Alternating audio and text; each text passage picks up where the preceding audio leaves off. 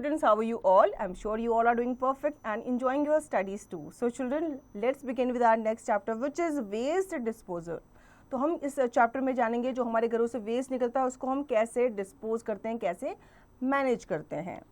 While playing park, Emma observed some kids throwing chocolate wrappers, empty chips packet and fruit peels here and there. जब आप park में जाते हो तो आप काफ़ी बच्चों को ऐसा करते हुए देखते हो, या फिर आप खुद भी क्या पता ऐसा करते होगे. आपने कोई टॉफ़ी खाई, उसका रैपर आप यूं ही फेंक देते हो, जबकि ये हमें नहीं करना चाहिए. आपने कोई चिप्स खाया, उसका रैपर आपने यूं ही फेंक दिया है. या किसी बच्चे को आपने देखा हो जो बनाना पील करके खा रहा हो और उसने अपने बनाना का जो छिलका है वो यूं ही फेंक दिया. Emma picked all those waste and put them in the dustbin kept on one side of the park. अब एमा ने क्या किया, ये सब चीज़ें उसने देखी, लेकिन उन बच्चों को कुछ ना कहकर उसने क्या किया, उन्होंने जो भी कूड़ा किया था उनको उठा करके चुपचाप उसने डस्टबिन में डाल दिया. Was Emma right or wrong? आपको बताना है कि एमा ने सही किया या गलत किया. What do you do with the waste in your house? जब आपके घर में कूड़ा होता है तो उसका आप क्या करते हैं. Where do you throw the waste? आपका वेस्ट कहाँ फेंका जाता है. Who takes away the waste and garbage? ये वेस्ट जो होता है ये किसके द्वारा कलेक्ट किया जाता है. What are waste materials? The waste that are unwanted and of no use to us are called waste materials. Vegetable peels, fruit peels, empty medicines bottles, old and torn clothes, scraps and leftover food are the waste materials in our houses. All these waste pollute air, water and soil. जितना भी जो material होता है जो हमारे द्वारा use नहीं किया जाता, जो हमारे लिए वेस्ट होता है, वो हम क्या कर देते हैं, कूड़े में डाल देते हैं. तो ये जो लेफ़्ट ओवर होता है आपका, ये आपके एयर को, वाटर को एंड सॉइल को पल्यूट करता है. Read more E waste. All waste material of mobile phones, computers, television and other electronic products are called electronic waste or e-waste. E-waste are one of the fast growing waste. अब आपके घर में कोई electrical appliance होता है जो काम का नहीं होता, ठीक है, तो वो आपका क्या हो जाता है, ई वेस्ट हो जाता है, क्योंकि वो आपका यूज़ का नहीं होता. सपोज़ आप कोई आयरन प्रेस करने के लिए यूज़ कर रहे थे, वो ख़राब हो गई है, आप उसको क्या कर देते हो, फेंक देते हो. आपका मिक्सर जूसर है वो काम नहीं कर रहा तो आप उसको फेंक देते हो, ठीक है. तो ये सारा आपका ई वेस्ट होता है. Types of waste material on the basis of their degradation, waste material can be divided into two categories. कौन कौन से, एक होता है आपका biodegradable waste and दूसरा होता है आपका non biodegradable waste. ये क्या होते हैं, इनको डिटेल में जान लेते हैं.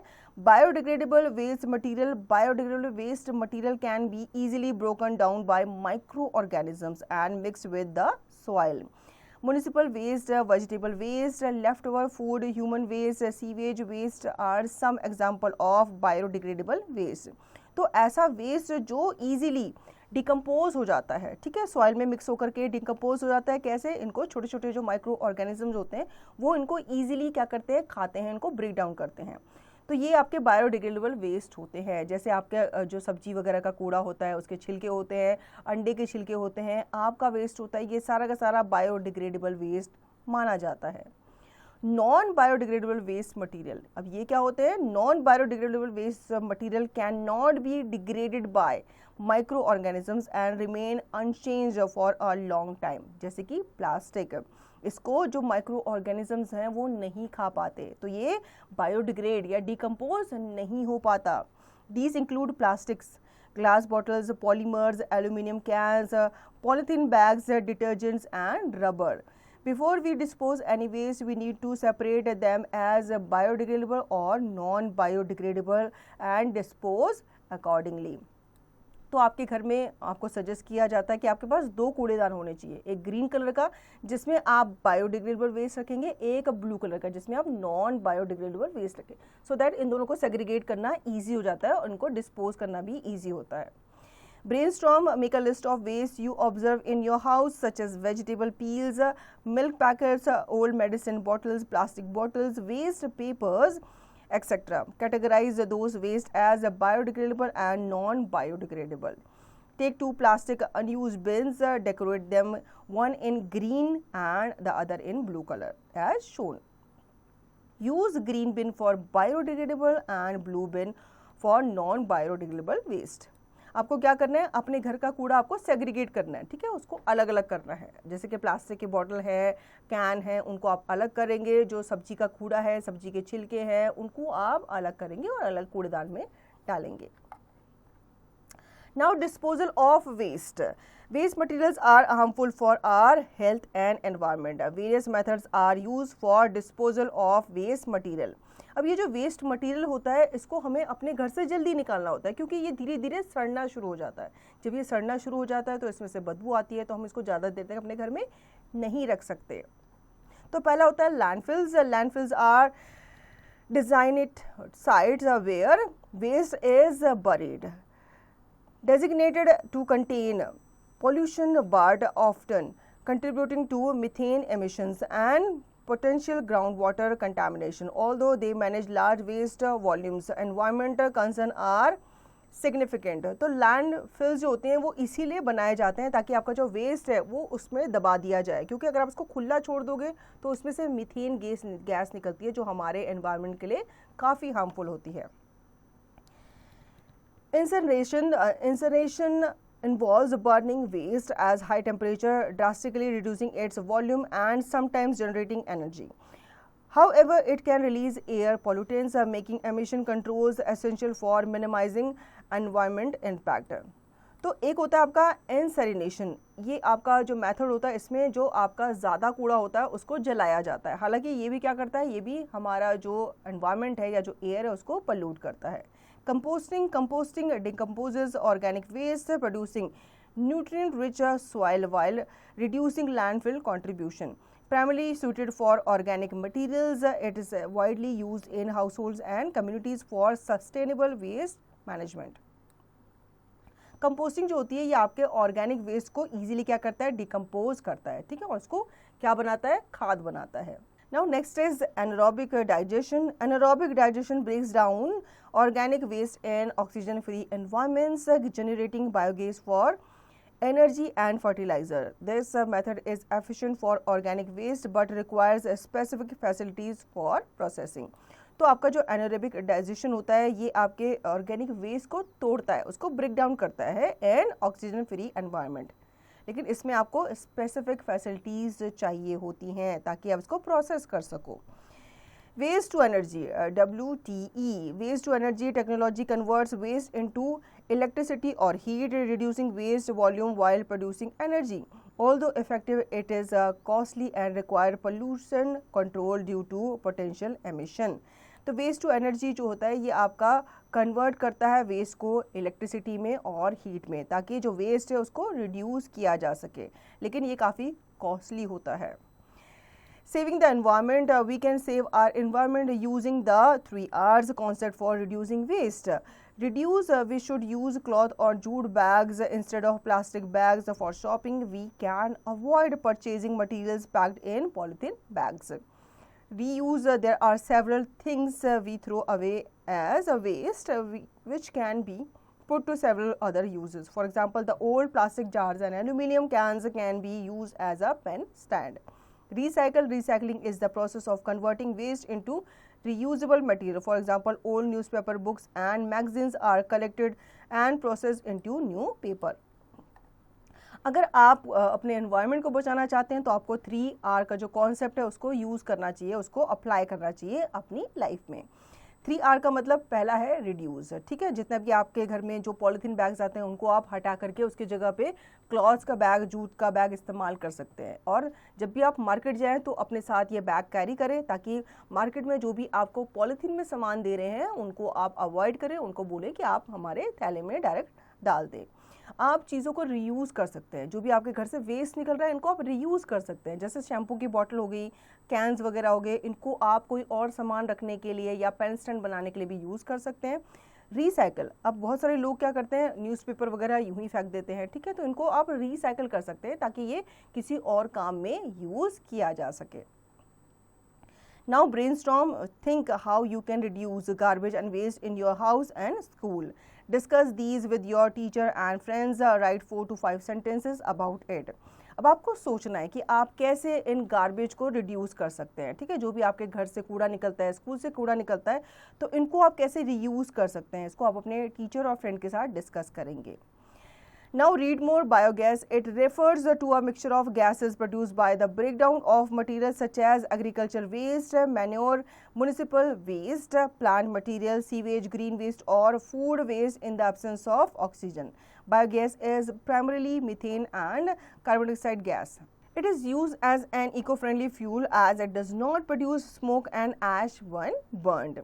बायोगैस ये आपका मिक्सचर ऑफ गैसेस को रेफर करता है जो कि प्रोड्यूस किया जाता है बाय ब्रेकडाउन ऑफ मटेरियल, जैसे कि इसमें एग्रीकल्चर वेस्ट आ जाता है, मैन्योर आ जाता है, म्युनिसिपल वेस्ट आ जाता है, प्लांट वेस्ट वगैरह आ जाते हैं। बायोगैस जो होती है ये प्राइमरीली मीथेन गैस होती है और कार्बन डाइऑक्साइड गैस होती है। ये इको फ्रेंडली फ्यूल माना जाता है। इसको जब आप बर्न करते हो तो इसमें से कोई भी धुआं नहीं निकलता। Word meaning microorganisms means a very small living things that can be seen only through a microscope. तो microorganism जो होते हैं बहुत ही छोटे होते हैं, ये आपको आपकी आंखों से नहीं दिखते हैं, इनको देखने के लिए आपको माइक्रोस्कोप का इस्तेमाल करना पड़ता है। Biodegradable means capable of being broken down, decompose. Biodegradable मतलब ऐसी चीज़ जो डिकम्पोज हो सकती है। Degradation means a process of destroying something. Degradation का मतलब होता है किसी चीज़ को डिस्ट्रॉय करना। Now reflect time, take some old waste paper, soak these paper in water in a big bowl, add some glue and make clay from this paper pulp. Your paper clay is ready to be used as dough. Make beautiful things such as dolls, animals, etc. from it. अब यहाँ पे आप देख पा रहे हो आपको एक छोटा सा बोल बना हुआ नजर आ रहा है। ये बोल जो है किसका बना हुआ है? वेस्ट पेपर का बना हुआ है। तो ऐसे ही वेस्ट पेपर को यूज़ करके आपको पहले क्या करना है, उसको भिगाना है, फिर उसमें आपको ग्लू ऐड करना है, तो आपका एक क्ले, एक पल्प तैयार हो जाएगा। इस पल्प से आप बहुत सारी चीज़ें बना सकते हैं। Brushing up waste material is of two types, biodegradable and non-biodegradable. We should collect biodegradable and non-biodegradable waste in different garbage bins. Composting, burning, open dumping and landfill methods can be used for degradation of solid biodegradable waste. We can save our environment using the 3 R's concept of reducing waste. तो इस chapter में हमने waste material के बारे में पढ़ा। 2 तरीके के वेस्ट होते हैं, कौन कौन से? बायोडिग्रेडेबल एंड नॉन बायोडिग्रेडेबल, और कैसे आप इनको वेस्ट होने से बचा सकते हैं, कैसे इनको मैनेज किया जाता है, वो इस चैप्टर में हमने जाना। Let's practice now. Tick the correct option. Which of the following is a non-biodegradable waste? आपको बताना है इनमें से कौन सा non-biodegradable waste है। तो फ्रूट पील ये बायोडिग्रेडेबल है, क्लॉथ्स भी बायोडिग्रेडेबल है, वुड भी बायोडिग्रेडेबल है, प्लास्टिक बैग्स जो है ये बायोडिग्रेडेबल नहीं है, ठीक है, ये नॉन बायोडिग्रेडेबल है, तो आप इस पर टिक लगाएंगे। Fill in the blanks. The material that is unwanted and of no use to us are called waste. वो waste माना जाता है जो हमारे काम का नहीं होता। Write T for true statement and F for false statement. Vegetable peels are waste materials. Yes, बिल्कुल, हम क्योंकि वेजिटेबल्स को क्या करते हैं, छिलके खाते हैं, ठीक है, तो उनका जो बाहर का छिलका होता है वो हमारे लिए वेस्ट होता है। जैसे हम आलू छिलते हैं तो आलू का जो छिलका होता है वो हम फेंक देते हैं, खीरा छिलते हैं तो उसका जो वेस्ट होता है, बाहर का छिलका होता है, वो हम फेंक देते हैं, तो वो वेस्ट मटेरियल के अंदर ही आ जाता है। Answer the following question. What is composting? अब आपको यहाँ पे कंपोस्टिंग की डेफिनेशन देनी है, ठीक है। कंपोस्टिंग किस लिए बनाई जाती है और कैसे इसको बनाया जाता है, किस चीज़ के लिए इसको यूज़ किया जाता है, तो आप इसकी डेफिनेशन यहाँ पे लिखेंगे। Now it's fun time problem solving. Solve the crossword puzzle using hints given below. अब यहाँ पे आपको कुछ hints दिए गए हैं, across and down. A fuel which is obtained from animals and plant waste. तो उसको हम क्या कहते हैं? उसको हम बायोगैस कहते हैं, ठीक है। इसी तरीके से आप बाकी के क्वेश्चंस पढ़ेंगे, हिंट्स पढ़ेंगे और उनका आंसर आप यहाँ वर्ड पजल में ढूंढकर उसे सर्कल करेंगे। Now dig further critical thinking. Name 5 sources of waste water in your house. आपके घर से जो गंदा पानी होता है, जैसे आप बर्तन वगैरह धोते हो, आप कपड़े वगैरह धोते हो, तो उसका पानी जो है कैसे ड्रेन आउट होता है ये आपको बताना है। Do something good, life skills and values. We should keep our surroundings clean. Dirty surroundings invite germs and infections. Thus, maintaining cleanliness at home and outside is a must to stay fit and healthy.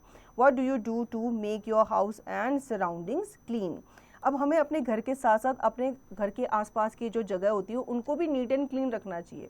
अगर आप घर के बाहर जाकर के कूड़ा फेंक देंगे तो कूड़ा सड़ेगा, आपकी सराउंडिंग्स को, एयर को क्या करेगा, पोल्यूट करेगा। आप उस एयर को इनहेल करोगे तो अल्टीमेटली आप ही क्या हो जाओगे, बीमार पड़ जाओगे। तो हमें अपने घर के साथ साथ अपने घर के आसपास की जो जगहें हैं उनको भी नीट एंड क्लीन रखना चाहिए। कैसे, ये आपको बताना है। I can do this art integration, collect a few pictures of biodegradable and non-biodegradable waste, paste them in the given space under different headings. आपको कुछ पिक्चर्स कलेक्ट करनी है दोनों तरह के वेस्ट की, बायोडिग्रेडेबल भी और नॉन बायोडिग्रेडेबल भी। साथ ही साथ आपको यहाँ पे उनकी पिक्चर पेस्ट करनी है हेडिंग के साथ, ठीक है। तो जैसे आप जो वेजिटेबल पील्स होते हैं, अंडे के छिलके होते हैं, इनकी आप पिक्चर कलेक्ट कर सकते हैं या पे पेस्ट कर सकते हैं।